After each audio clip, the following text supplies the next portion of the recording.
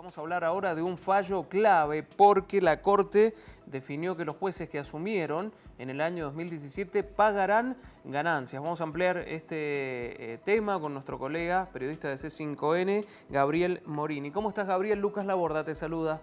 ¿Qué tal, Lucas? Buen día. ¿Cómo están ustedes? Bien, muy bien. Bueno, muchas gracias por atendernos. Queríamos ampliar un poco más la información respecto, bueno, a este fallo que es clave en el ámbito de la justicia, ¿no? Sí, ciertamente ha causado un cimbronazo muy importante dentro del Poder Judicial. Es el primero de los fallos que la Corte tenía agendados de aquí a fin de año como fallos importantes y sobre los que había fijado una fecha. Y el resultado fue una votación unánime de los 5 ministros a favor de revocar una medida cautelar que había solicitado la Asociación de Magistrados, que es una organización que nuclea a jueces, fiscales, secretarios, etcétera, que había interpuesto hace más de un año un amparo en la justicia para acotar los alcances de una ley votada por el Congreso a fines de 2016 y que tenía vigencia a partir del 1 de enero de 2017 para todos aquellos integrantes del Poder Judicial y de los ministerios públicos que accedieran a algún cargo a partir de esa fecha, iban a tributar ganancias, es decir, se les iba a descontar el porcentaje sobre el mínimo no imponible de ganancias para que de alguna manera sean iguales al resto de los empleados en relación de dependencia. Esa medida cautelar estaba vigente y lo que interpretaba la medida cautelar otorgada por el Juzgado Contencioso Administrativo Federal, el Fuero Contencioso Administrativo Federal, era que de alguna manera interpretaba esto para quienes asumieran algún cargo desde fuera del Poder Judicial. Significaba, por ejemplo, que si un abogado ganaba el cargo de un juez, allí sí se le descontaban ganancias. Pero si venía de la carrera judicial, es decir, si ascendía de secretario juez, no le correspondía ese descuento. Bueno, ahora la Corte ha sido taxativa en este punto y con un voto mayoritario y concurrente redactado por los jueces Maqueda, Rosati y Lorenzetti, directamente echa por tierra esta medida cautelar, de manera que deja vigente los alcances de la ley votada por el Congreso, que fija que todos aquellos quienes hayan accedido a algún cargo a partir de enero de 2017 van a tener que tributar ganancias. Bien, por el corto plazo que pasó desde que rige la norma, algunos analistas hablan en el ámbito internacional, nacional, perdón, que la medida es más de impacto simbólico que económico. ¿Vos qué considerás?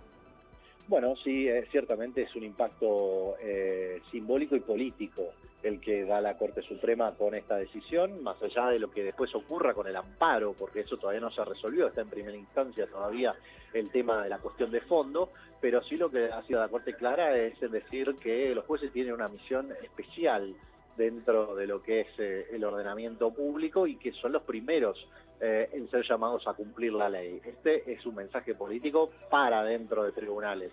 Uno podría decir que, bueno, son limitados los alcances porque no todos los miembros de la justicia van a tributar ganancias, pero tampoco es lo que decía la ley. Digamos, con lo cual lo que ha resuelto el Congreso en su momento fue fijar una especie de bisagra para de alguna manera comenzar con este tema de igualar posiciones dentro del Poder Judicial y en el resto de los estamentos que, digamos, que están alcanzados por ganancias, es decir, casi todos los empleados en relación de dependencia que tengan sueldos elevados sobre el mínimo no imponible, para comenzar a igualar este tema.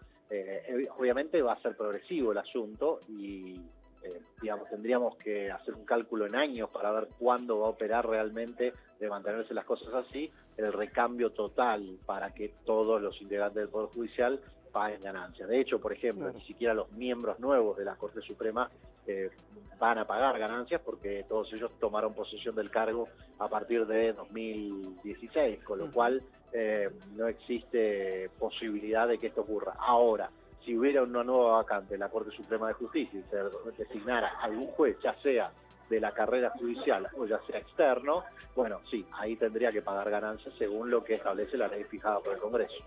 Bien, Gabriel, finalmente te pregunto, es un número importante el que dejó de recaudar el Estado Nacional este año sin la aplicación del impuesto a las ganancias. Se habla de entre 4.500 y 7.000 millones de pesos, ¿no?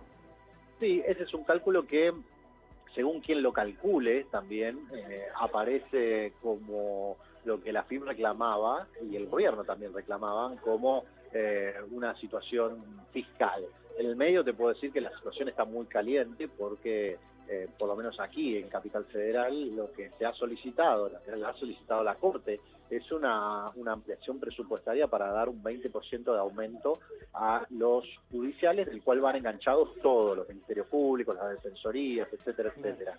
Ahora bien, ese aumento la recibió ayer mismo una respuesta de la Jefatura de Gabinete diciendo que un 10% que estaba previsto para diciembre tendrá que ser discutido a partir de 2019 y que el correspondiente a octubre está pendiente también de una reunión que van a mantener el administrador general de la Corte, Héctor Daniel Marchi, junto con el ministro de Hacienda, Nicolás Dujovne, para ver de qué manera se implementa y cómo se implementa.